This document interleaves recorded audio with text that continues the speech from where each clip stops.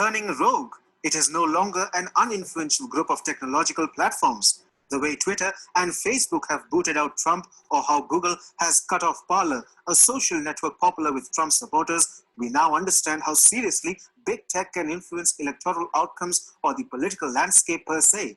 The Indian lawmakers have taken a hint from what is happening in the United States.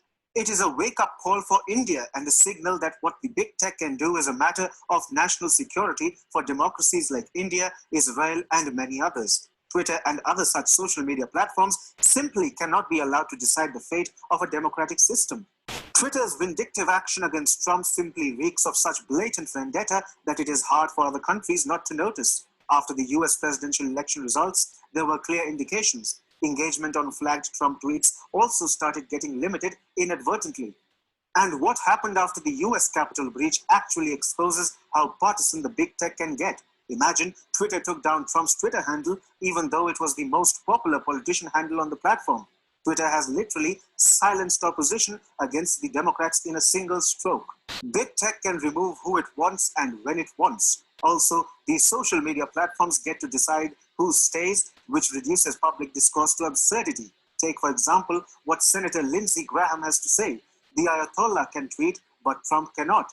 Says a lot about the people who run Twitter. American tech corporations have many reasons to get partisan in the US. For starters, House Democrats in the US spoke about big tech monopoly last year and suggested measures to rein in such monopoly power. The big tech itself wouldn't want its monopoly to be cut down by the incoming Biden administration, and turning partisan helps them stay in the good books of the Biden administration.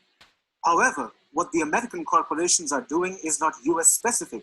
They can easily replicate what they did in the US. Some Twitter trolls in India, for example, demanded that Indian Prime Minister Narendra Modi's Twitter handle be suspended.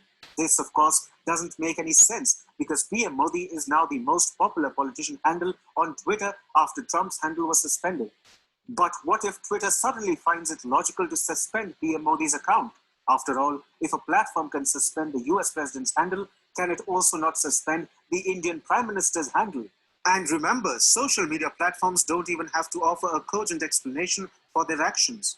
We are talking about democracies here, and in such systems, the ground norm of a country's legal system should decide who stays on a social media platform and who gets booted out. How does the big tech get to decide on matters that have a strong influence on the public narrative? This is what Tejaswi Surya, a member of India's parliament from the ruling Bharatiya Janata Party, also highlighted. He said, I'd urged government to repeal IT intermediaries. Guidelines rules during 0 hour in parliament. Intermediaries, as per the definition, can't interfere in content on social media platforms, but rules thereunder say otherwise. This anomaly must be addressed immediately. What the big tech does is not just a free speech issue, but also something that closely concerns the protection and preservation of a sovereign republic. Each sovereign democracy needs its own internet infrastructure to avoid what happened with US President Trump. Indian legislators are realizing this and preparing to teach the big tech a tough lesson after what the American corporations did to the US president. In course of time, the democratic world as a whole must drift away from the big tech.